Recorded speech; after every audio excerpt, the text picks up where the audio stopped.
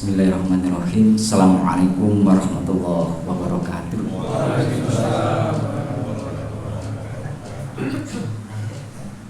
Bapak Ibu, jawab salamnya kok lemes.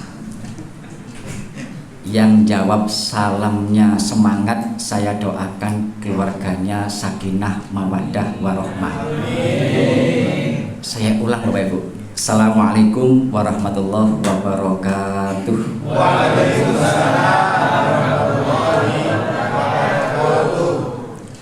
Alhamdulillah, salatu wassalamu ala rasulillah, wala hawla wala quwata illa billah. Asyhadu an la ilaha illallah wahdahu la syarikalah, wa asyhadu anna muhammadan abduhu wa rasuluhu la nabiyya ba'da. Allahumma salli wa sallim wa barik wa an'im ala nabiyyina Muhammadin wa ala alihi wa ashabihi ila yaumiddin, amma ba'du. Yang kami hormati Ketua Pimpinan Cabang Muhammadiyah Kepanjen Al-Ustadz Al-Mukarram As'ad Joko Suryanto. Bapak Ibu, beliau ini senior sekaligus guru saya. Saya harus izin dulu untuk menyampaikan materi ini, karena kalau tidak gitu kualat saya. Ahlan wa sahlan Ustadz Nasir.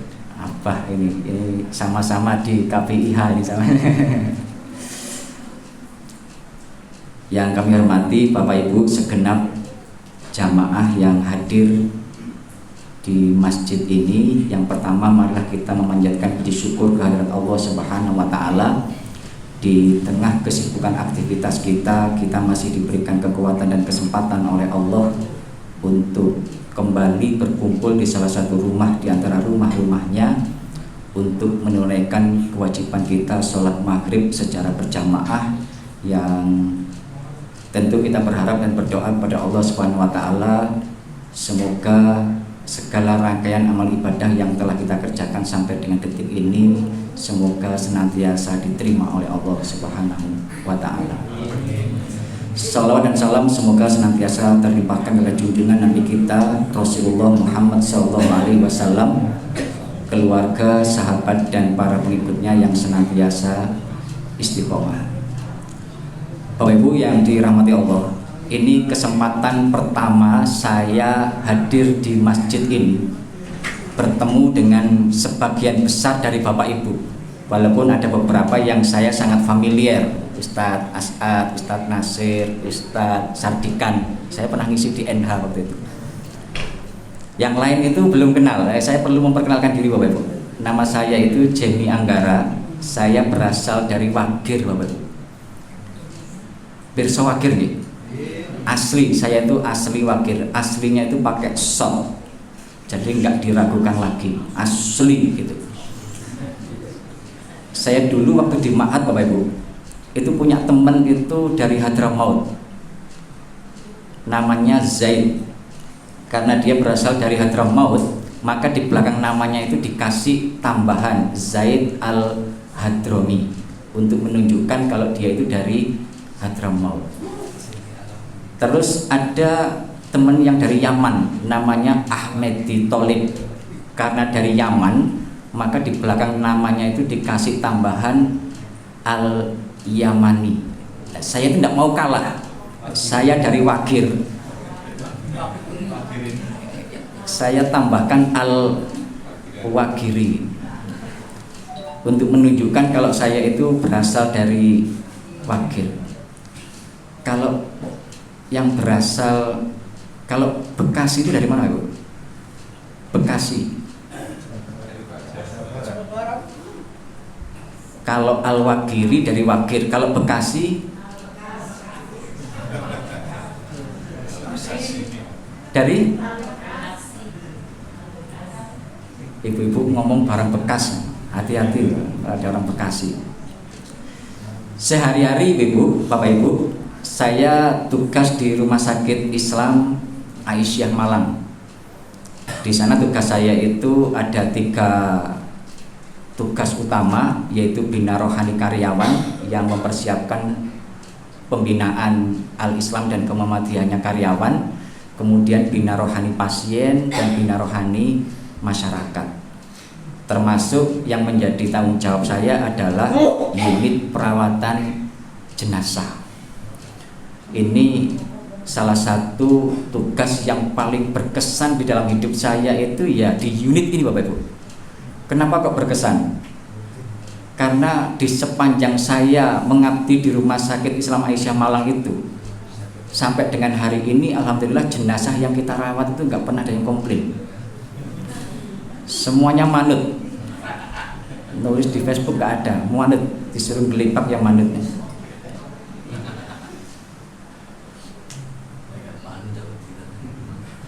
Sehari-hari saya di sana, Bapak.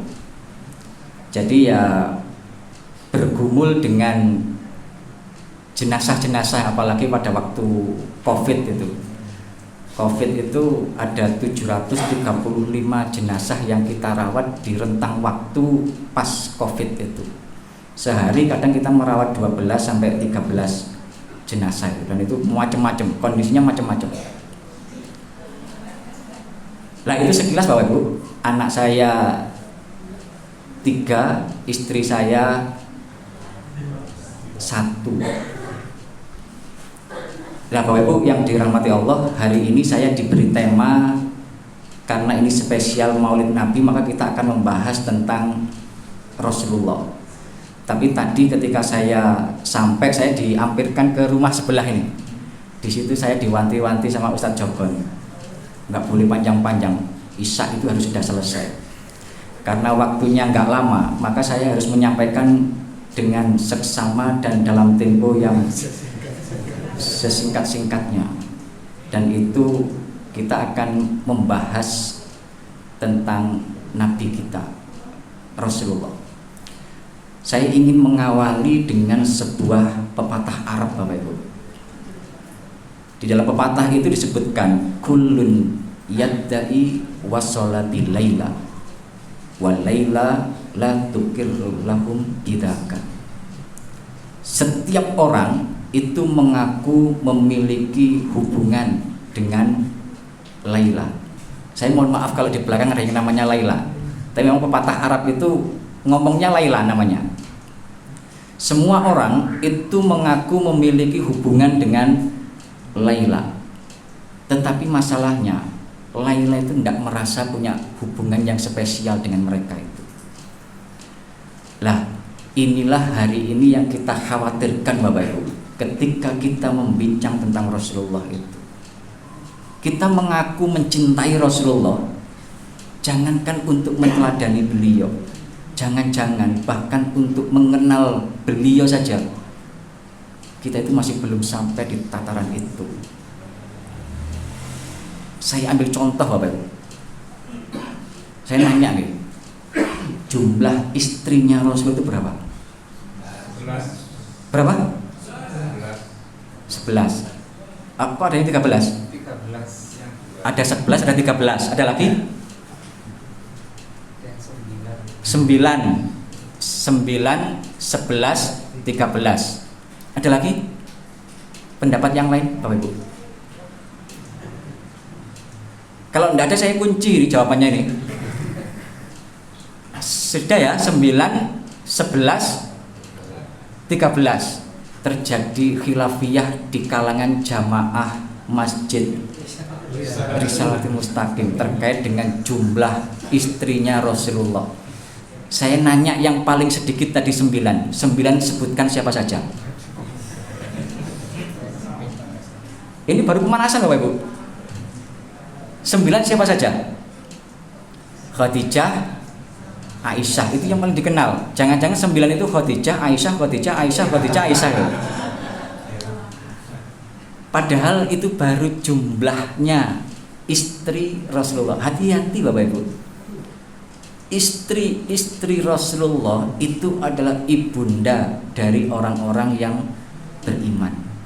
Mereka itu disebut dengan ummahatul mukminin. Kalau tunggal ummul mukminin, artinya ibu kita. Lah kalau ada anak nggak kenal sama ibunya, berarti kita durhaka Bapak Ibu. Jangankan untuk menteladaninya, bahkan untuk mengenalnya kita itu belum. Yang bisa jawab benar, saya kasih hadiah Bapak Ibu.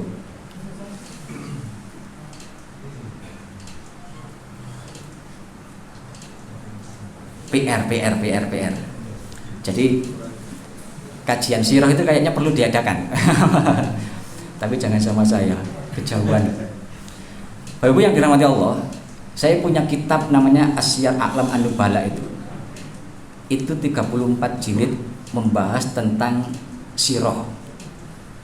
Al-Imam Ad-Dahabi yang menulis kitab itu membuat syair yang memudahkan kita untuk menghafal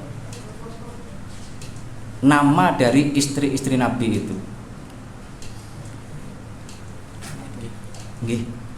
Ini semua untuk saya. Biasanya Bapak Ibu, ini 1 jam. Ini kalau 3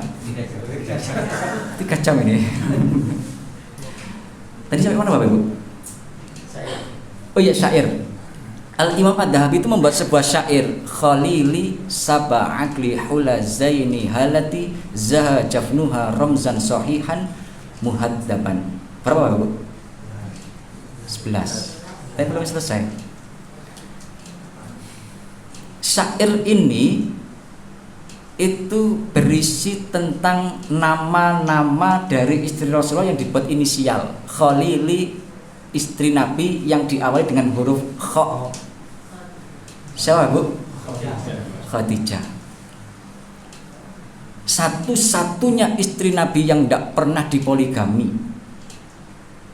Beliau bisa mengcover semua peran perempuan yang lain di dalam melayani Rasulullah, sehingga Rasulullah itu nggak membutuhkan yang lain, yaitu Khadijah. Saya nanya Bapak Ibu, kalau kita mendengar kata Khadijah, yang ada di benak kita, beliau itu sosok yang seperti apa?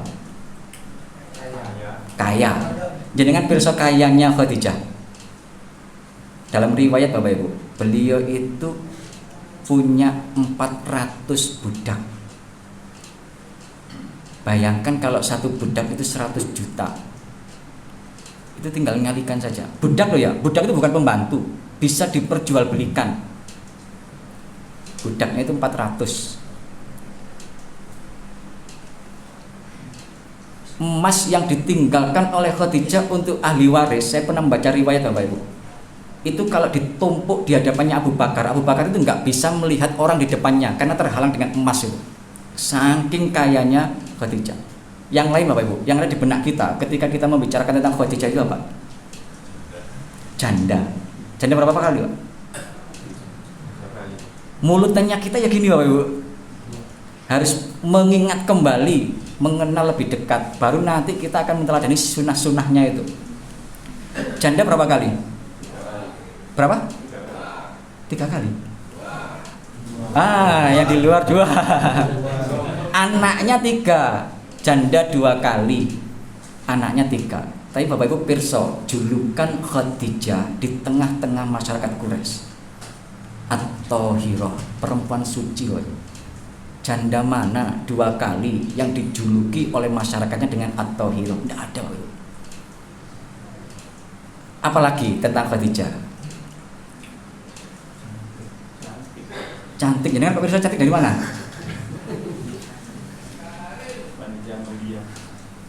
Oke. Khadijah itu Bapak Ibu, saya setuju dengan tadi itu. Beliau itu cantik, bahkan sangat cantik, sampai-sampai julukan yang lain di tengah masyarakat Quraisy, beliau itu disebut dengan Amiratul Quraisy, ratunya Quraisy. Amru ibnu Hisham itu tokoh besar dari Bani Makhzum. Bani Makhzum itu saingannya Bani Hashim, saingannya keluarga besarnya Rasulullah. Amru ibnu Hisham itu siapa Bapak? Abu Jahal.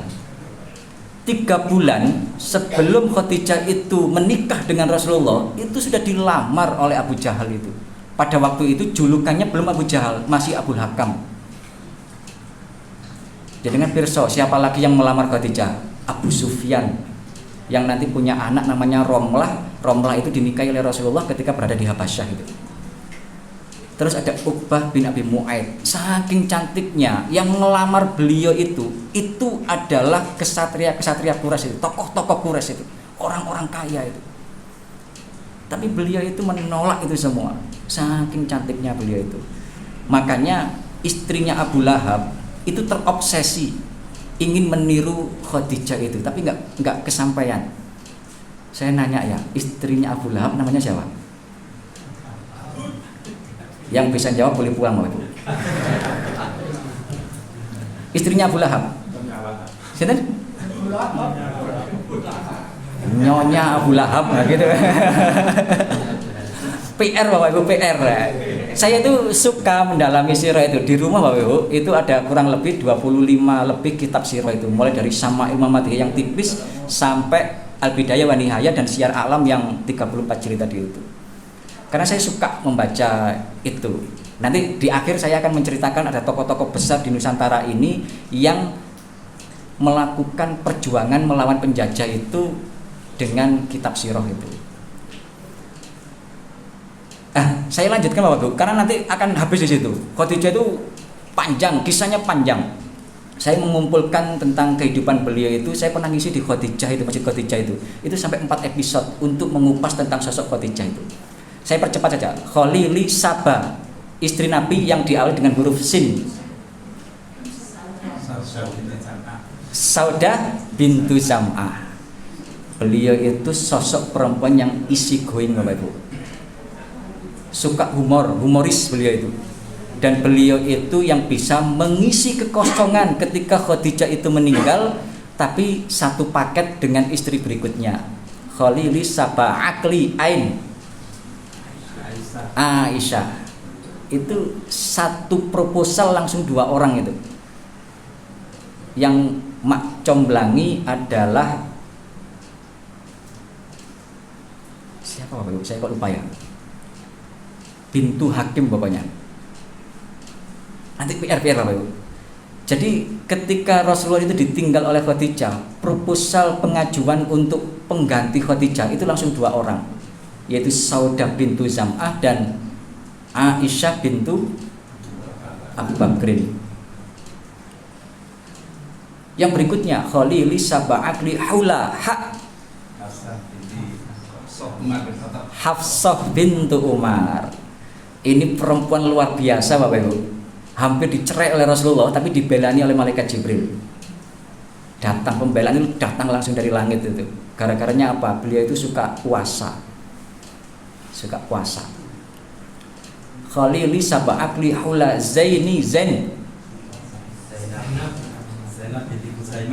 Zainab bintu Huzaimah. Ada 2. Zainab bintu Huzaimah dan Zainab bintu Jahas. Itu nanti memiliki cerita masing-masing Bapak Ibu. Hula Zaini halati ha. Sinten? Hindun bintu. Siapa itu Hindun itu? Ini enggak familiar itu. Karena itu nama aslinya. Di dalam sirah beliau itu lebih Ummu Salamah. Beliau itu Bapak Ibu sosok yang memiliki jasa penting kepada kaum muslimin, karena gara-gara beliau kita punya panduan kalau kita itu tertimpa musibah, sehingga kita mengucapkan innalillahi wa inna ilaihi rajiun, Allahumma ajurni fi musibati wa akhlif li khairan minha. Kalau kita dapat musibah, doanya itu. Kita punya panduan. Gara-gara siapa? Ummu Salamah.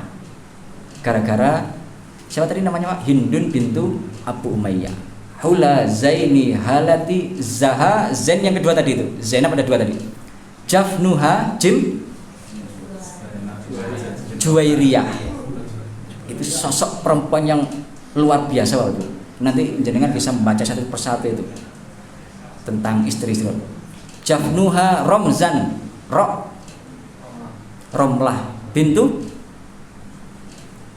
Anaknya siapa Romlah? Abu Sufyan. Abu Sufyan itu di waktu yang sama memusuhi Rasulullah, tapi anaknya itu menikah dengan Rasulullah.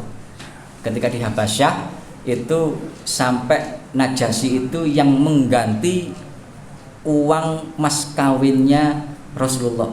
Dari yang 400 dirhamnya diganti dinar sama Najasyi itu. Itu nanti ada cerita tersendiri terkait dengan Romlah. Romzan Sohihan Sofia. Kok lancar ini? Jangan-jangan googling. Sofia bintu Huyai bin Akhtab, satu-satunya istri Nabi dari kalangan Yahudi, Bapak Ibu.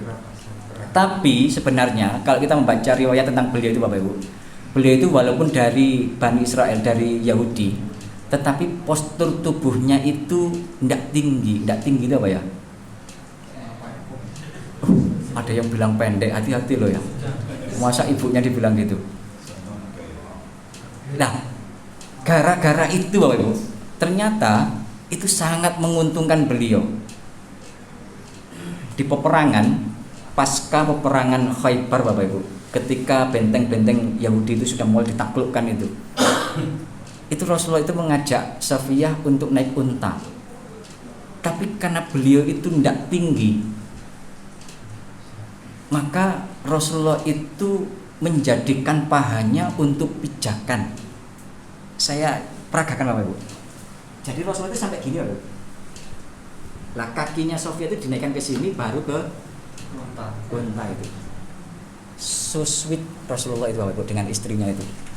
Bisa bayangkan nggih? Nanti dicoba sama Bapak Bu. Kalau mau naik ke ranjang ke kamar itu lah itu.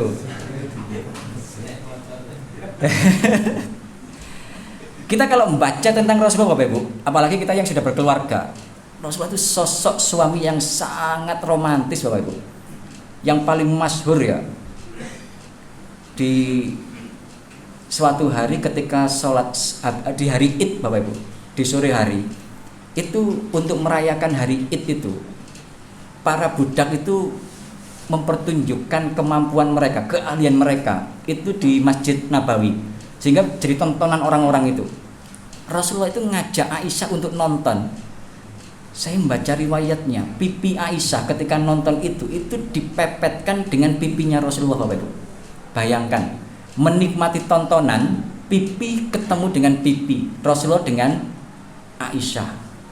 Saya ketika membaca itu, saya itu nggak habis pikir, kira-kira sahabat-sahabat yang jomblo pada waktu itu lihat seperti itu gimana rasanya.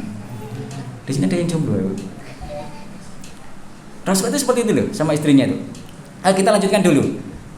Ramzan sahihan muhaddaban. Mim. Maimunah. Kalau Maria di mana, Pak? Maria Al-Qibtiyah itu kan hadiah dari Muqawqis, dari Mesir itu, gubernur Mesir itu. Yang itu statusnya awal itu kan budak. Kemudian menikah dengan Rasulullah, punya anak namanya Ibrahim, maka statusnya itu kalau dalam ulama itu menyebutnya dengan Ummul Walad. Tapi ya Ummul Mukminin juga. Tapi statusnya itu lebih sering disebut dengan Ummul Walad, Maria Al-Qibtiyah itu. Saya baru nanya tentang Ummul Mukminin Bapak Ibu. Sekarang saya nanya silsilah nasabnya Rasulullah, nama lengkap Rasulullah ke atas Bapak Ibu.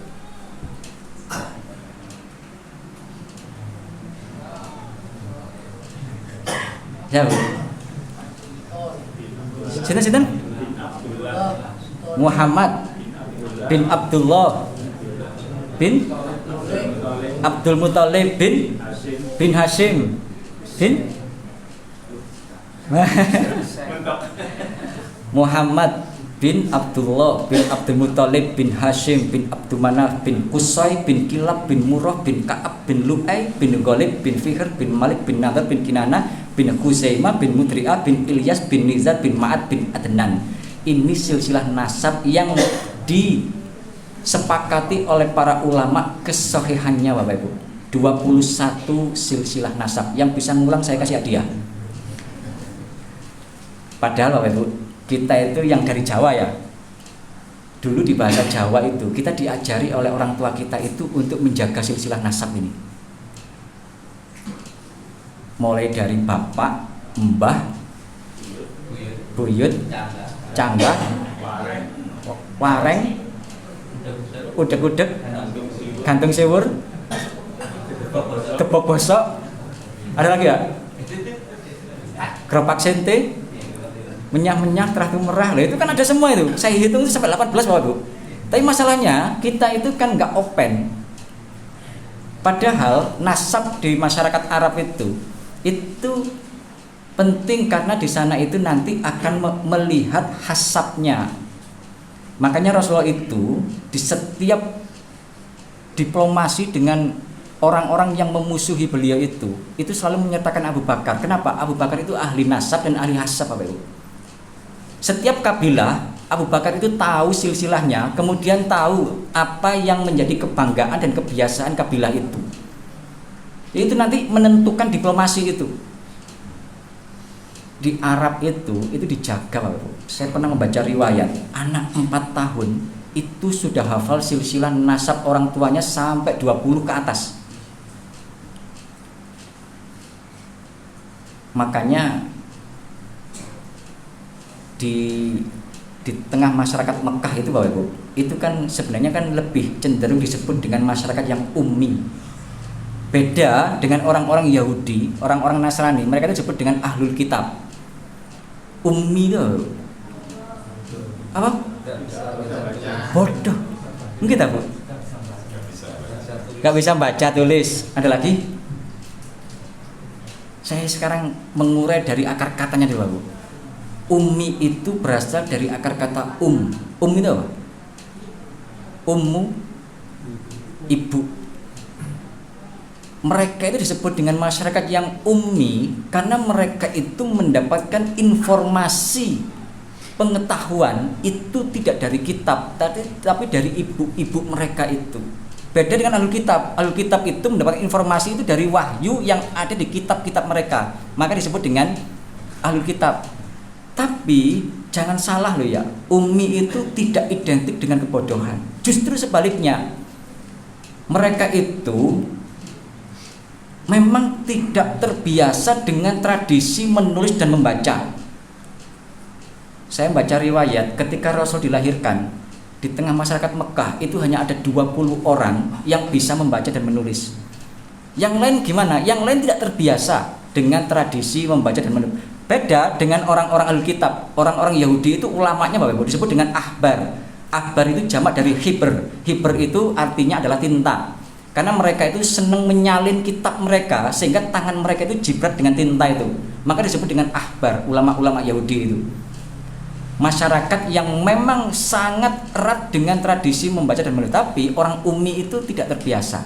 Nah, tidak terbiasa bukan berarti bodoh Bapak Ibu. Justru sebaliknya, mereka mengatakan orang yang suka mengikat ilmu dengan tulisan, artinya orang itu nggak cerdas. Itu kan kebalikan dari kita ya. Orang yang suka mengikat pengetahuan ilmunya itu, yang didapatkan informasi didapatkan itu dengan tulisan, artinya nggak cerdas. Kenapa? Karena mereka orang-orang ummi itu biasanya kalau ada orang ngomong itu langsung hafal. Makanya ulama-ulama dulu itu di usia 5 tahun itu sudah hafal Al-Quran. Walaupun mereka masyarakat yang ummi, tetapi hafalannya itu luar biasa. Mereka terbiasa mengikat pengetahuan itu dengan hafalan. Bapak Ibu, hari Jumat itu sebelum namanya menjadi hari Jumat diganti oleh Allah, itu nama awalnya itu Yaumul Arubah. Hari di mana orang-orang Arab itu membanggakan diri mereka di tengah pasar, di tengah pusat-pusat keramaian. Yang paling ditunggu-tunggu itu adalah perang syair. Dan syair itu sifatnya spontanitas. Nanti yang terbaik itu baru ditulis. Kenapa kok ditulis? Biar orang yang melaksanakan haji atau umroh itu tahu dipampang di Ka'bah itu. Orang kalau syair spontanitas itu artinya cerdasnya luar biasa Bapak Ibu. Sehingga ummi itu pada waktu itu enggak identik dengan kebodohan. Kita tadi membahas itu kenapa ya? Tadi sampai di mana Bapak Ibu? Kita kembali ke Rasulullah Bapak Ibu. Saya sampai lupa tadi, di mana tadi? Istri Nabi. Oh iya, istri Nabi itu. Nasabnya Rasulullah tadi itu seperti itu Bapak Ibu. Itu biasa dihafal oleh anak-anak yang usia 4 tahun di Arab itu. Jangankan silsilah nasab orang tuanya Bapak Ibu, silsilah nasab kuda-kuda Arab mereka itu hafal. Kuda Arab Bapak Ibu. Makanya kuda Arab itu kuda yang unggul.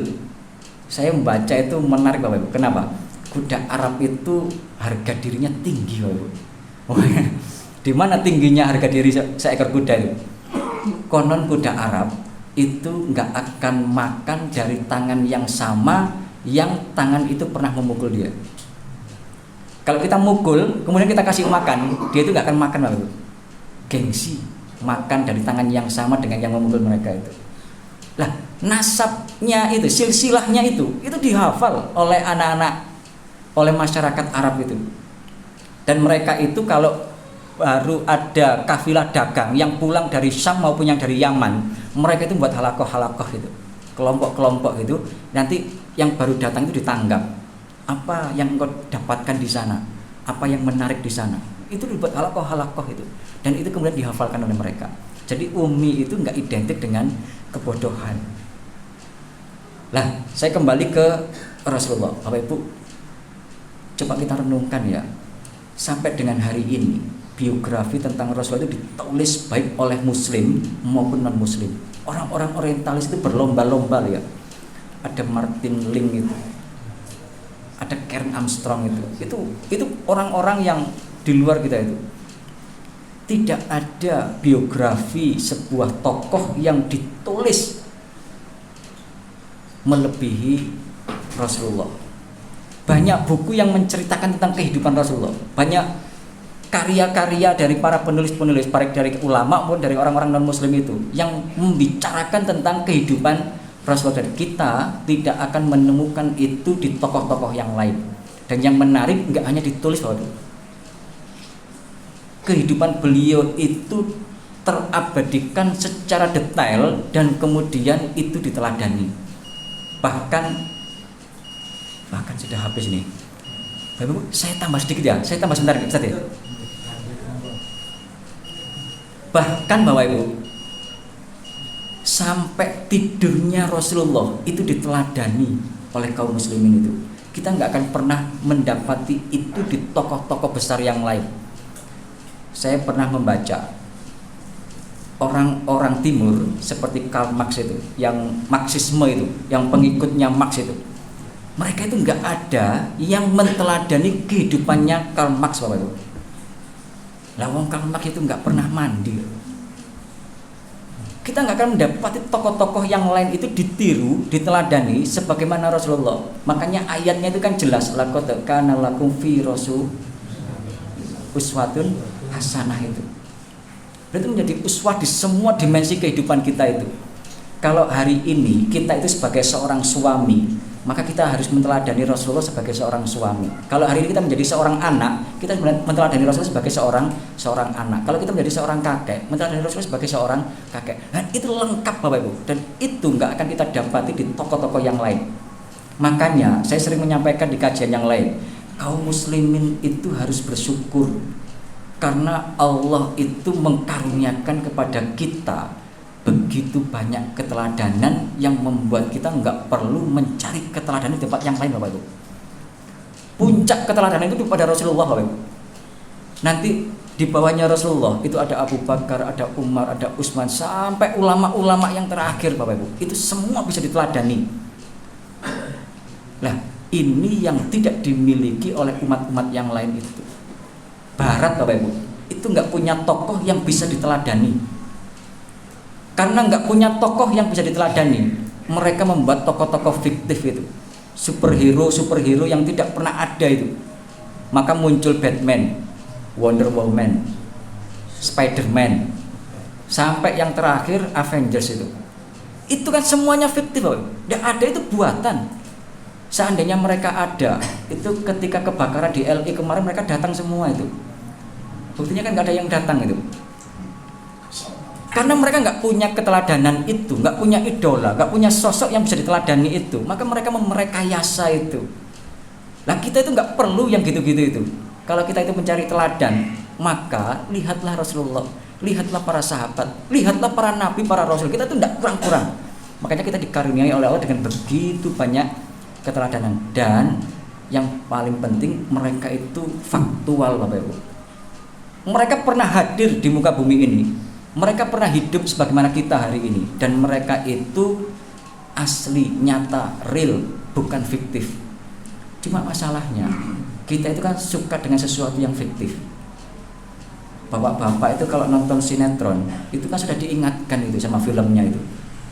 Cerita di sinetron ini itu sifatnya fiktif, artinya buatan. Gitu itu bapak-bapak kalau nonton sinetron itu sampai nangis-nangis tuh. Bukan ibu-ibu, bapak-bapak yang suka sinetron, bapak-bapak.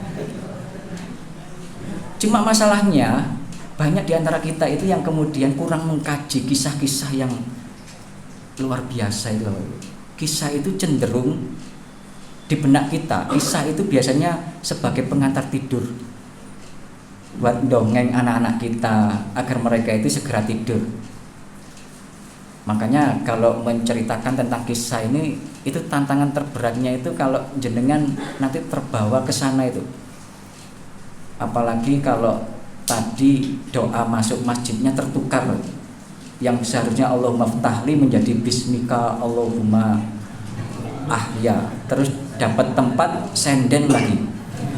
Saya nggak nyindir, diceritani gitu liar-liar, apalagi ada kipasnya itu. Nah masalahnya di kita itu, banyak di antara kita itu yang kurang mengkaji itu.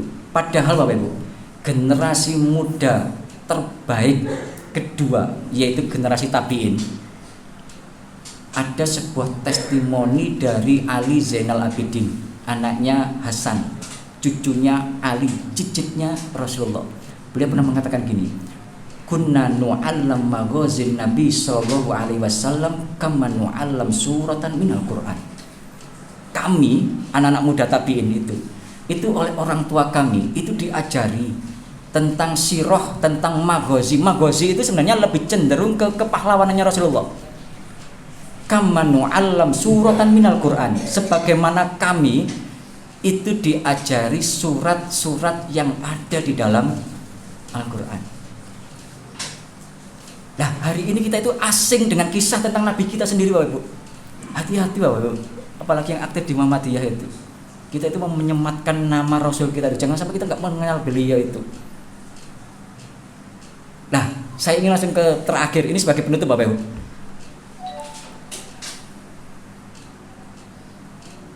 Salah satu yang menjadi inspirasi dari Panglima Besar Jenderal Sudirman Bapak. Saya langsung melompat ini. Ketika beliau memutuskan untuk perang gerilya di agresi militer yang kedua, karena Belanda diboncengi oleh sekutu itu. Kemudian Bung Karno nggak mau mengambil resiko dengan melakukan gerilya itu. Tapi Panglima Besar Jenderal Sudirman itu mengatakan kepada Bung Karno, ini untuk menjaga harga diri bangsa Indonesia biar tidak dilecehkan oleh Belanda. Maka beliau memutuskan untuk membawa pasukan. Padahal kondisi Panglima Besar Jenderal Sudirman pada waktu itu sakit, kondisinya sakit, dan itu diingatkan oleh Bung Karno itu. Dimas ini kan dalam kondisi sakit, kata Bung Karno. Yang sakit itu Sudirman, Panglima Besar itu nggak pernah sakit, kata beliau. Beliau memutuskan untuk membawa pasukan itu gerilya, Bapak.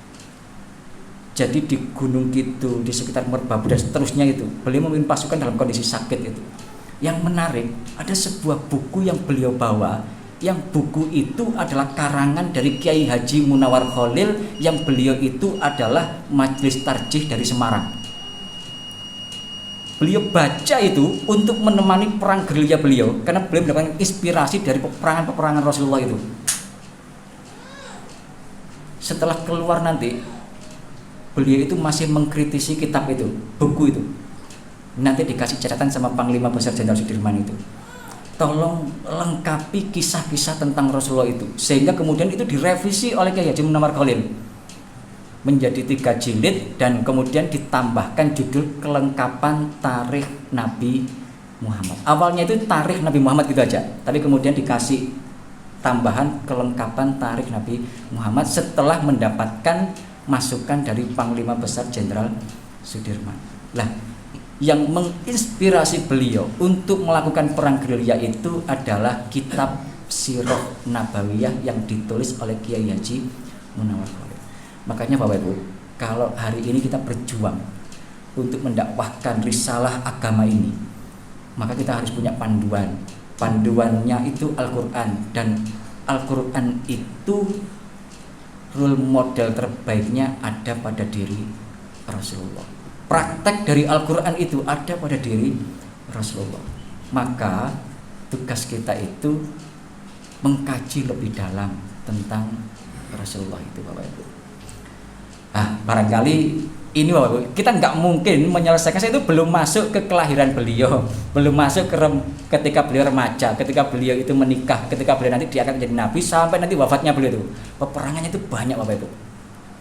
Yang terakhir, barangkali rekomendasi kitab untuk membaca itu, yang pertama Ar-Rahiqul Maktum yang ditulis oleh Syekh Syafiur Rahman Al-Mubarakfuri. Ini kitab yang menjadi pemenang lomba karya tulis ilmiah yang diadakan oleh Robitoh Alam Al-Islami pada waktu itu di Karachi. Itu kitabnya cuma 1 jilid, dan insya Allah itu lengkap Bapak Ibu. Kalau ditambah yang lain, kalau yang dari dalam negeri ya yang Kiai Haji Munawwar Khalid tadi, tapi itu 3 jilid agak tebal. Nah, nanti barangkali Bapak Ibu untuk melengkapi koleksi buku-buku kita di samping Al-Quran, kalau menurut saya itu kita harus punya itu kitab sirah itu. Nah, kita kaji itu, nanti kita sesuaikan dengan peran kita. Kita itu hari ini sebagai apa? Meneladani Rasulullah itu di puzzle yang mana itu, agar kita itu lebih dekat, lebih mengenal dengan beliau, sehingga nanti kita bisa meneladani sunnah-sunnah beliau. Ini hanya pemantik Bapak Ibu. Nanti setelahnya itu kitabnya akan dikaji oleh Al-Ustadz As'ad Joko. Demikian Bapak Ibu, ada kurang lebihnya mohon maaf. Aku qouli hadza. Assalamualaikum warahmatullahi wabarakatuh.